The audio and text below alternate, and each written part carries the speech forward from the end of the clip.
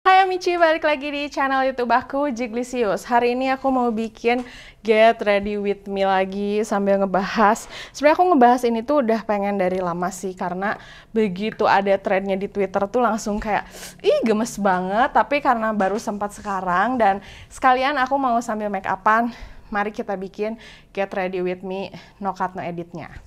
Oke, kita langsung start aja. Ini muka aku udah pakai skincare, udah pakai sunscreen juga. Tadi di opening kalian udah lihat kan, ada kasus di mana seorang perempuan itu menikah sama seorang laki-laki, di mana si laki-lakinya itu dosen.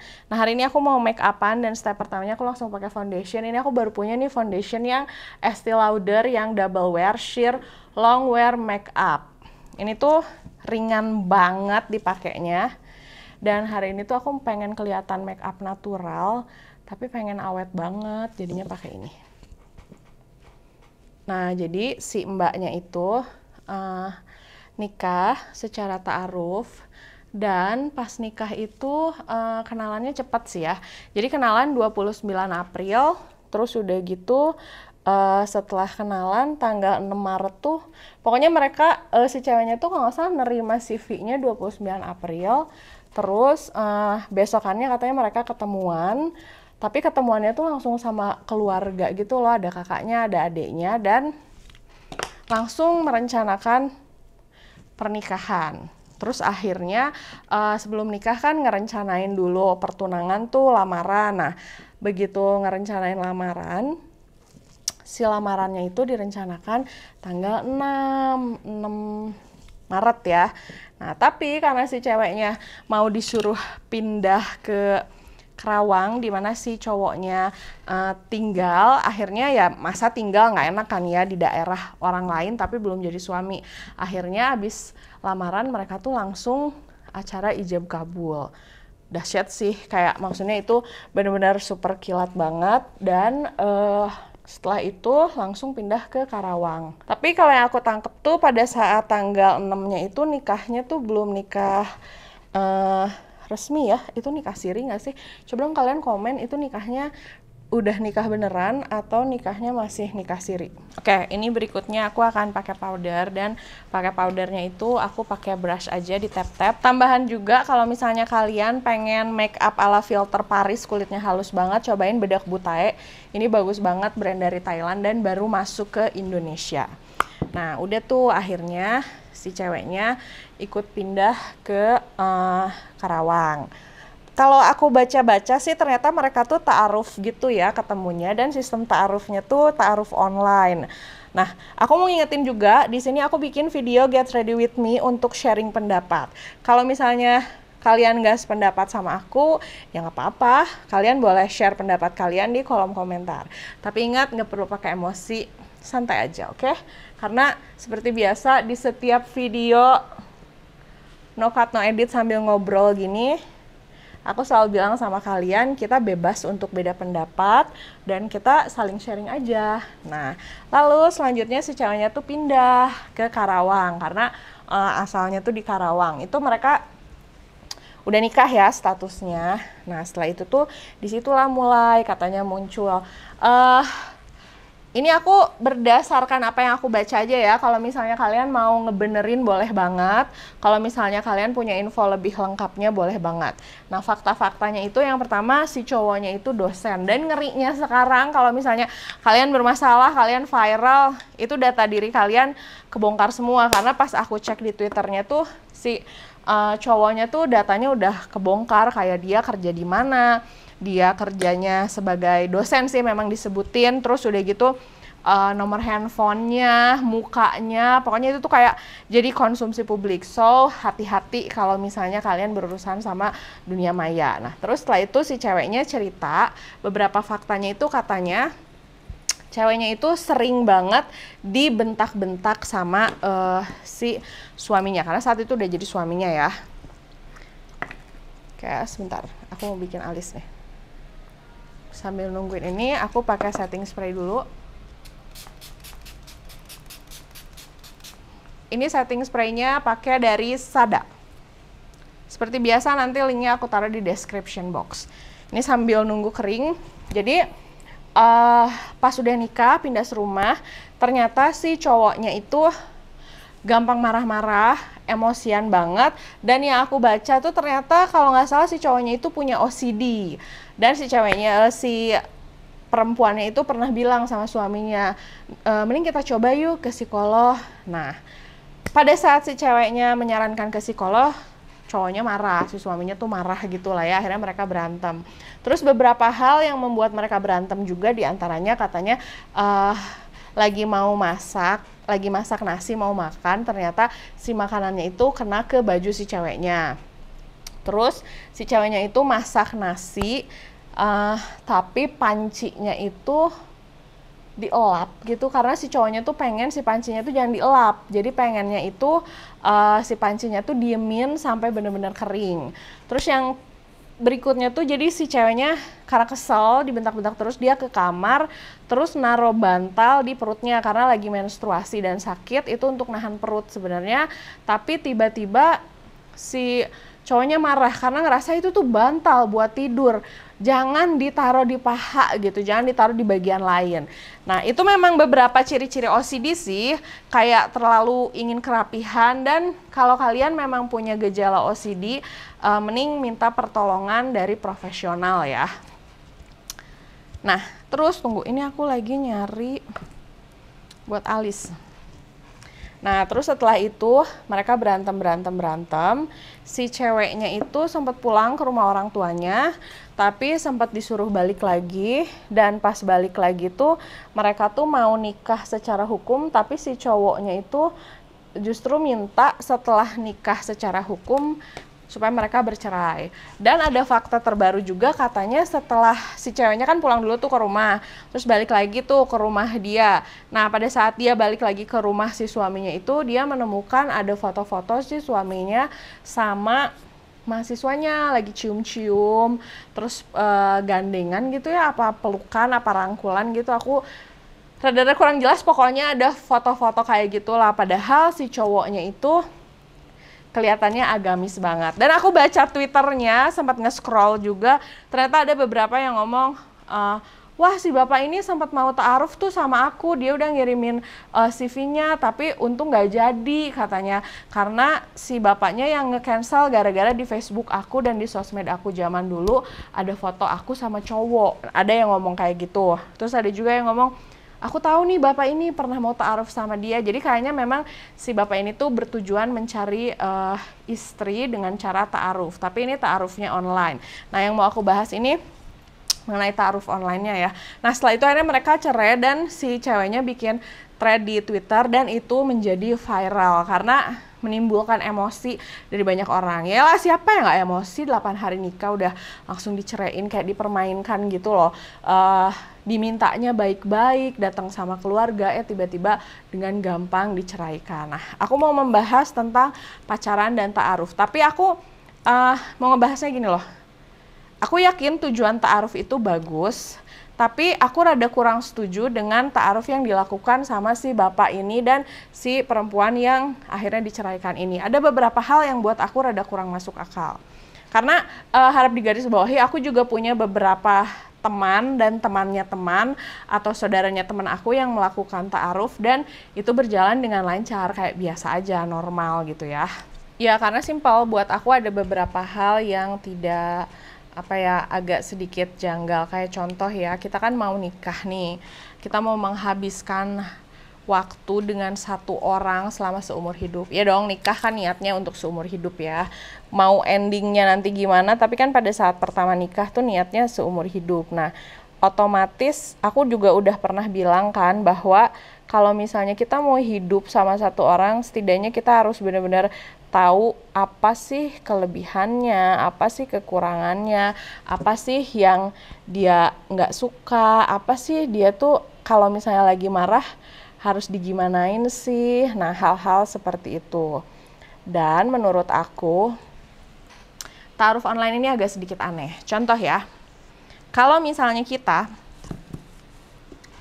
ta'aruf yang biasa, aku tuh lebih kayak pro kalau misalnya, bukan gitu, jadi gini, aku tuh lebih pro kalau misalnya orang-orang yang ta'aruf memang dari antar circle, misalnya dita'arufin antara circle-nya si A dan circle-nya si B, terus udah gitu akan dijelaskan gitu, misalnya kamu mau nggak ta'aruf sama si ini, dia tuh orangnya baik selama ini, aku kenal dia juga, dia orangnya tuh kayak pekerja keras, jadi ada rekomendasi. Kalau jualan tuh ada testimonialnya lah dari orang-orang terdekat gitu, karena ini ada juga yang nunjukin di Twitter sih, aku kebetulan kan lagi baca-baca threadnya, ada yang nge-share juga salah satu contoh CV ta'aruf gitu, terus isinya tuh kayak kelebihan.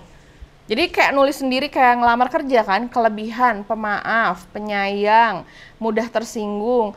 Dan menurut aku itu tuh bukan hal yang harus kita informasikan secara personal, tapi itu tuh biasanya disampaikan oleh kerabat dekat atau saudara atau sahabatnya gitu.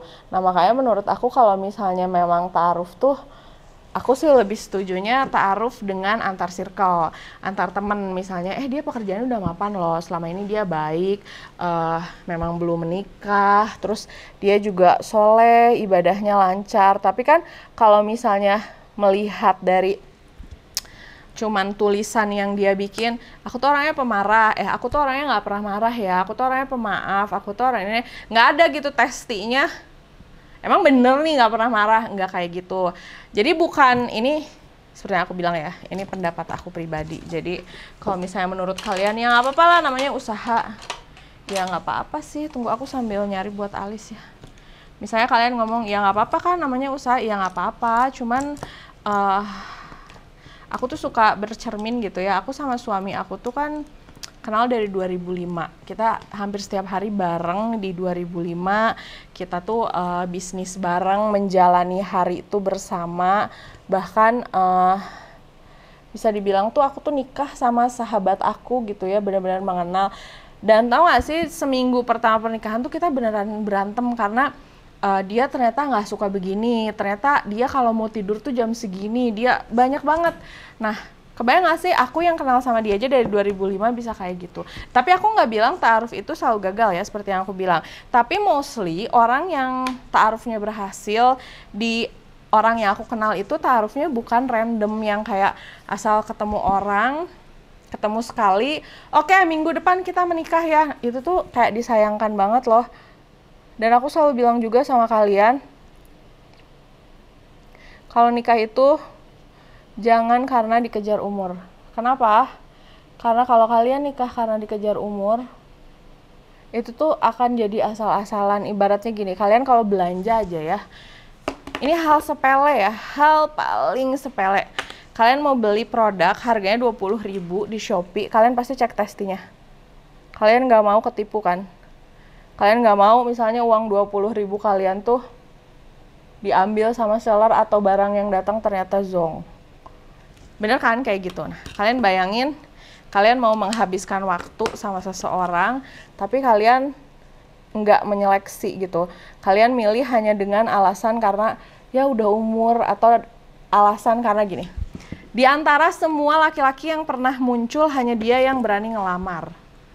Ya kalau ternyata orang yang ngelamarnya KDRT, atau yang ngelamarnya jahat, kita kan nggak tahu gitu. Jadi maksud aku tuh setidaknya aku nggak nyalahin si mbaknya ya, karena maksud aku mungkin ya dia juga pengen menikah dan segalanya. Cuman ini pelajaran aja untuk kita. Setiap kejadian itu pasti ada pelajaran yang bisa diambil. Nah, jadi kalau kita melihat suatu kejadian tuh harus dilihat pelajarannya. Misal begitu kita ngelihat kasus ini nih, pelajaran yang bisa diambil nih apa? Oh, berarti ke depan kalau misalnya kita mau menikah sama orang, jangan yang bener-bener nikah. Dan aku juga nggak ngerti kenapa budaya nikah cepat itu menjadi tren banget gitu. Seolah-olah kalau cewek bisa kenal cowok selama cuman dalam waktu sebulan atau 3 bulan atau 6 bulan terus nikah, terus pernikahannya lancar, itu tuh harus dijadiin standar.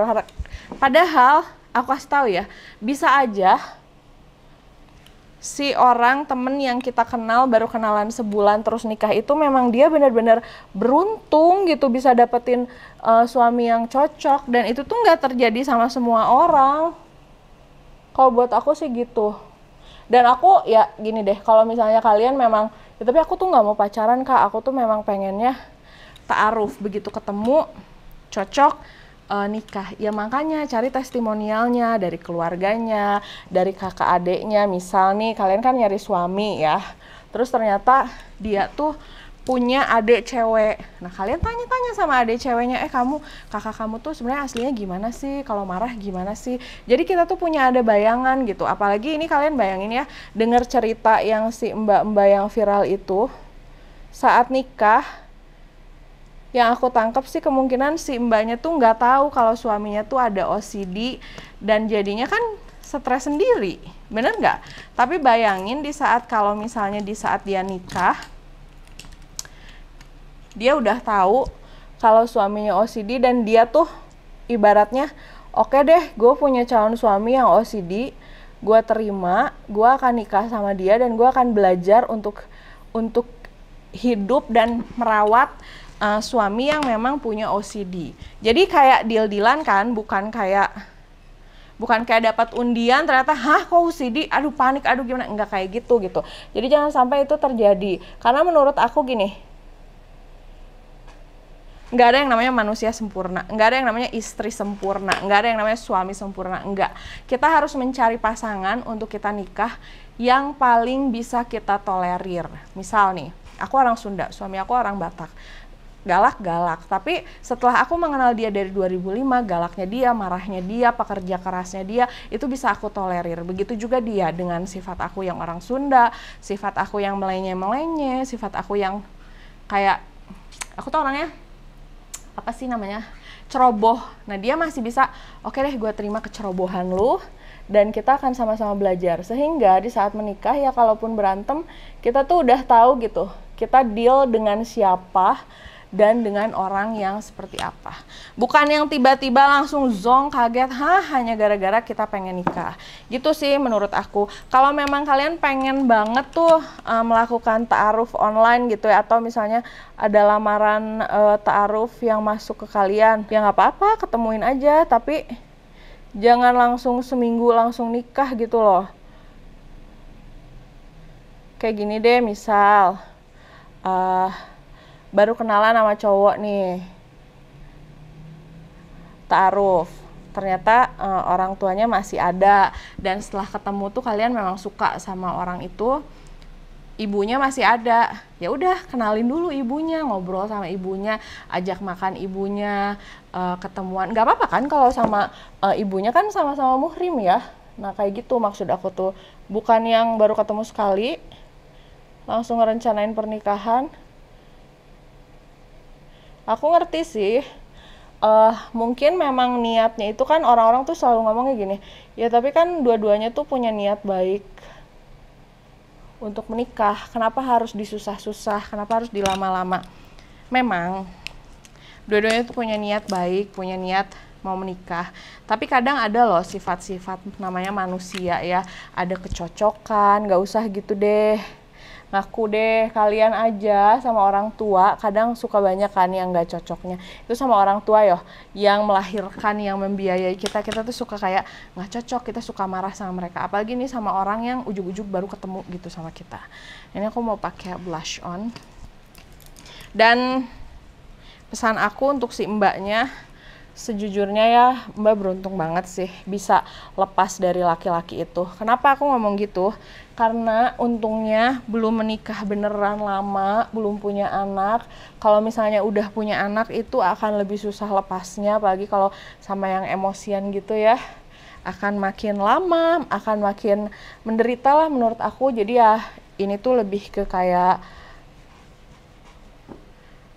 cobaan mungkin ya, dan menjadi pelajaran untuk banyak orang. Dan untuk orang tua juga yang dikit-dikit nyuruh anaknya nikah mulu, atau misalnya nyuruh anaknya nerima lamaran dari orang asing yang penting dia tuh udah punya niat baik untuk menikahi. Nggak kayak gitu ya sistemnya. Sistemnya itu kenalin dulu, kenalin orang tuanya ya, at least kalau kalian memang misalnya, Kak di agama aku tuh nggak boleh pacaran, Kak, memang itu tuh ta'aruf tuh begitu ketemu kita harus langsung nikah. Setahu aku sih nggak langsung nikah ya, cuman memang nggak boleh pacaran. Dan pasti ada masa pengenalan dong. Nah, pengenalannya itu ya kalau nggak pacaran mungkin bisa kenalan sama orang tuanya, bisa kenalan sama adeknya gitu. Nah, karena make upnya tuh nuansanya agak-agak coklat, udah gini aja sih karena ini aku make up juga nggak lebay-lebay. Belum pakai maskara ya, nanti aku mau nunjukin ini aku punya maskara baru dari Mars Willow. Aku mau pakai lipstick dulu. Ini lipsticknya pakai Date Talk About yang warna coklat.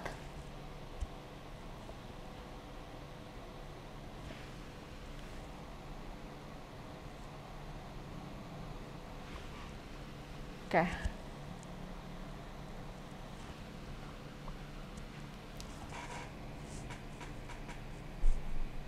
Ya, jadi kalau menurut aku tuh sebenarnya yang paling penting referensi. Jangan sampai kayak ngezong gitu ya.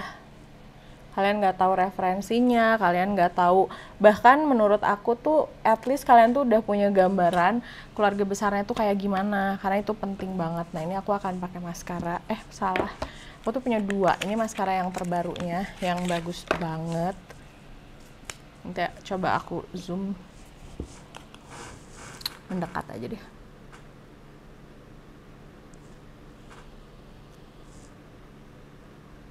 Produk Mars Willow sekarang bagus-bagus loh by the way tuh. Kalian lihat bedanya.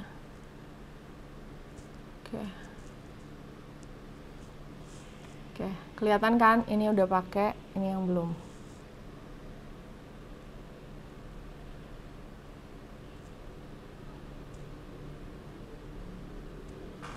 Oke, sudah selesai, make upnya juga udah beres. Pokoknya bahasan hari ini pesan dari aku satu. Kalau misalnya kalian belum menikah, jangan menikah karena usia, jangan menikah hanya karena kebetulan ada yang ngelamar aja. Menikahlah karena kalian merasa itu orang yang tepat gitu ya. Dan sebisa mungkin sebelum kalian nikah, kalian harus benar-benar mengenali calon suami kalian. Bibit bebet bobot itu penting banget menurut aku. Setidaknya gini, kalian bisa tahu kalian tuh deal dengan siapa, dengan orang seperti apa. Jadi pada saat menikah, menjalani hidup, kaliannya nggak shock, kaliannya masih bisa mempersiapkan diri. Jangan sampai kalian tiba-tiba kaget terus kalian jadi menyesal gitu ya.